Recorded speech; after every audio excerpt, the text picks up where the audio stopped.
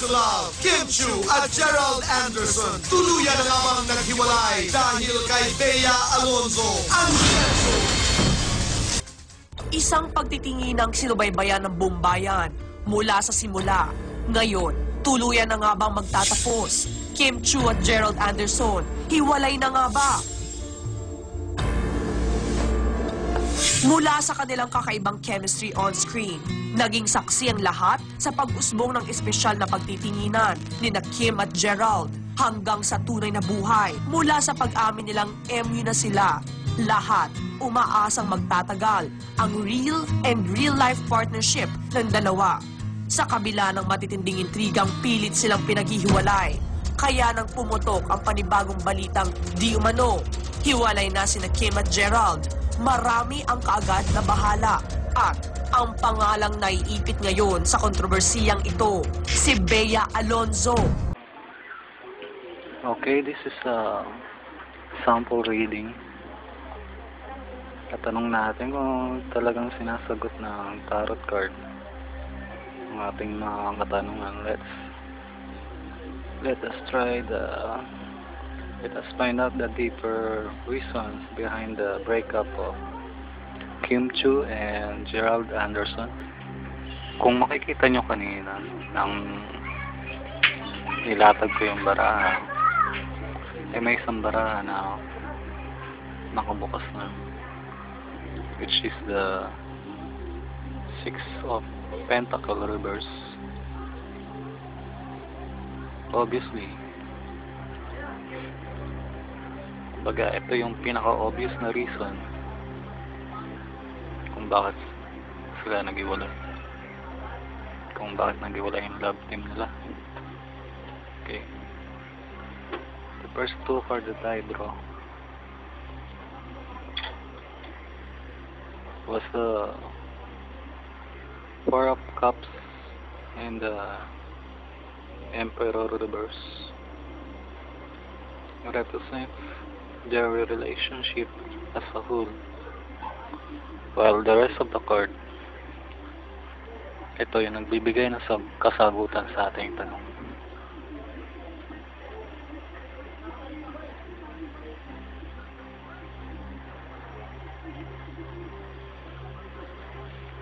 Now, let us now find out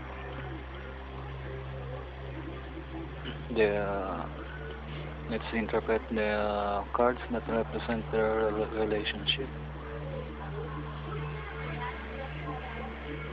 As you can see,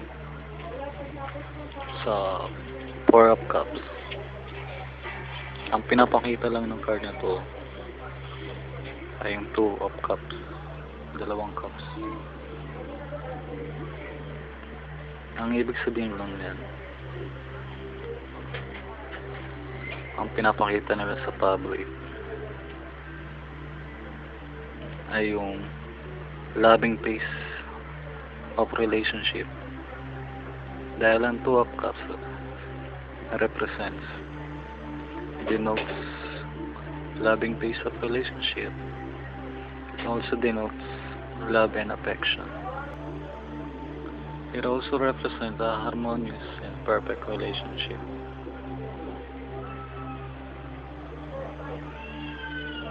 Kung makikita nyo, natatakpan siya ng Ace of Cups. At ang Ace of Cups, ang nire-represent niya ay joy, happiness, and love. Pagdating sa career, ang nire-represent ng Ace of Cups ay kaligayahan, pagmamahal. Pagdating naman sa karera, ang inaano ito ay success, productive pace ng karera. Ibig sabihin, nakakatamasa ka ng success sa karera. Maraming mga projects na dumarating sa kanila, at marami na rin silang mga achievements.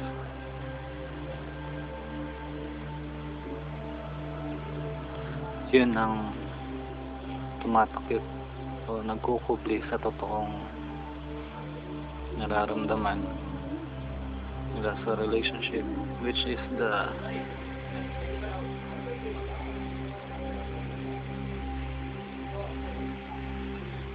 the Four of Cups.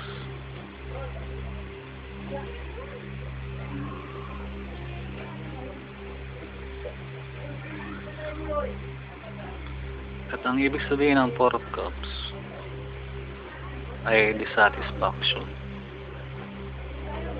pagdating sa relationship o sa kanilang feeling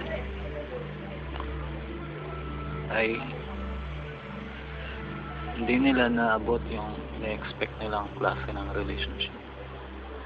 Their relationship does not live up to their expectation.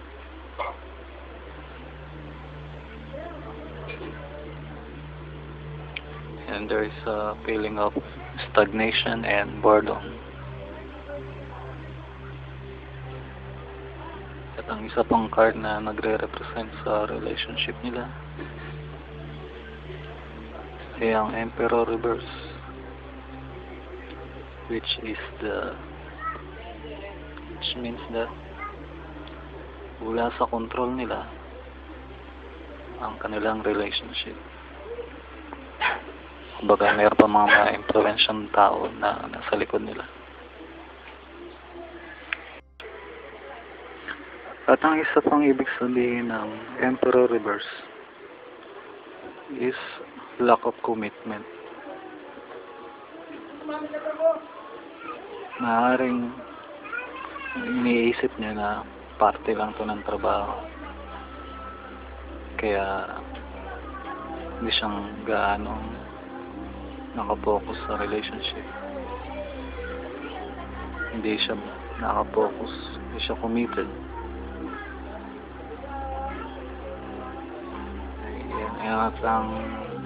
At marami pang mga baraha na nagsasabi ng mga dahilan kung bakit. Ang isa dito ay yung Page of Cups Reverse, which represents deception o an air of unreality. At may dalawang klase na ng deception, which is deception in the relationship at deception on the inner self. Deception in the relationship dahil ang isa namang nabalitang dahilan ay dahil may third party, yung Emperor. Okay. At napipil niya sa sarili niya na somehow he was deceiving himself on staying on that kind of relationship.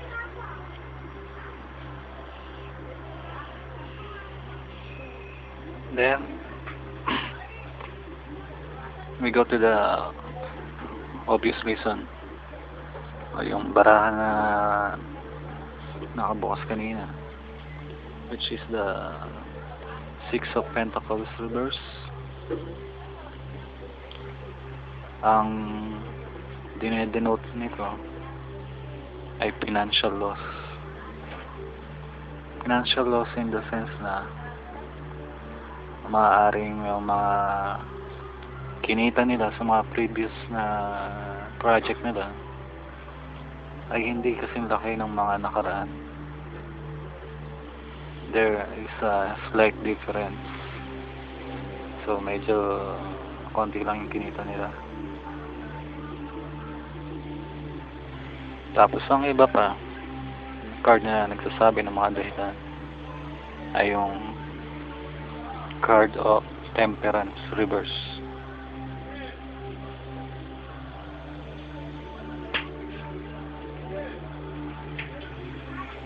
Ang nire-represent naman nun ay yung lack of harmony at loss of chemistry. Ibig sabihin, medyo yung kanilang team up, masama masabihin ay medyo palaos na. pagdating sa mga sa paningin ng ibang tao.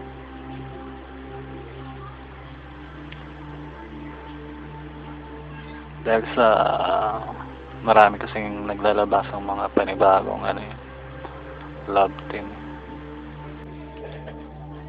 Okay. The Four of Wands means that this is the Four of Wands reverse. Ang ibig sabihin nito, medyo bumagal yung pag-usad ng kanilang career. So, medyo nagkaroon ng stagnation dahil sa loss of chemistry nila.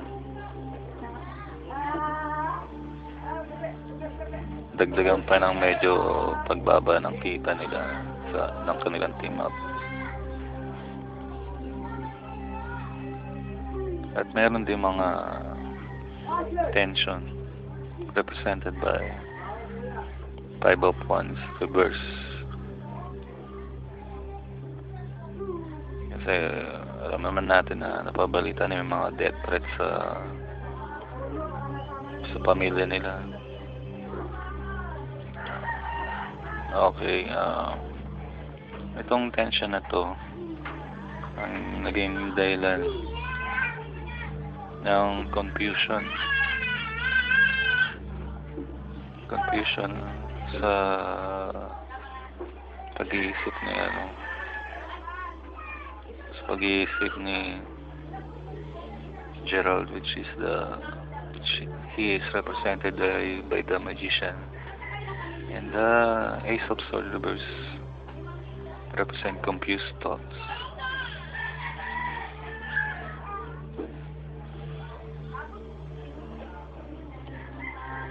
Okay, the Ten of Wands represents burden in career na napipil ni Kim.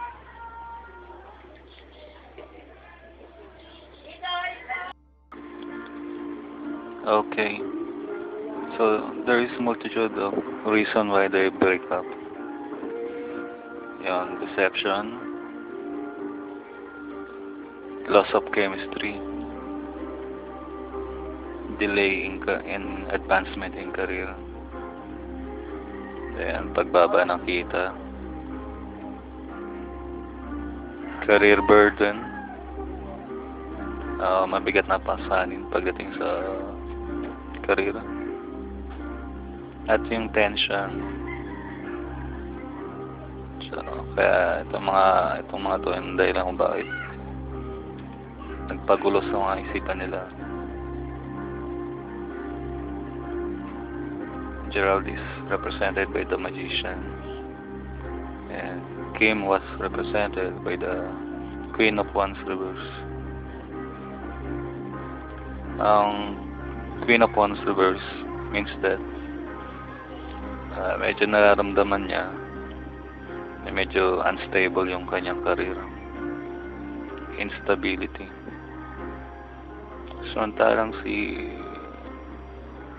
Gerald, ang nararamdaman niya it is a smart move on his part. Tsaka feeling niya makaka-cope up siya sa ganitong sitwasyon. Pero somehow he is concerned about the Queen of Wands.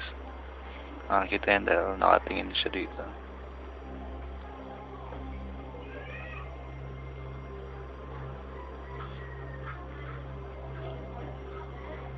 And feeling niya mapagtatagumpayan niya itong mga pagsubok na ito.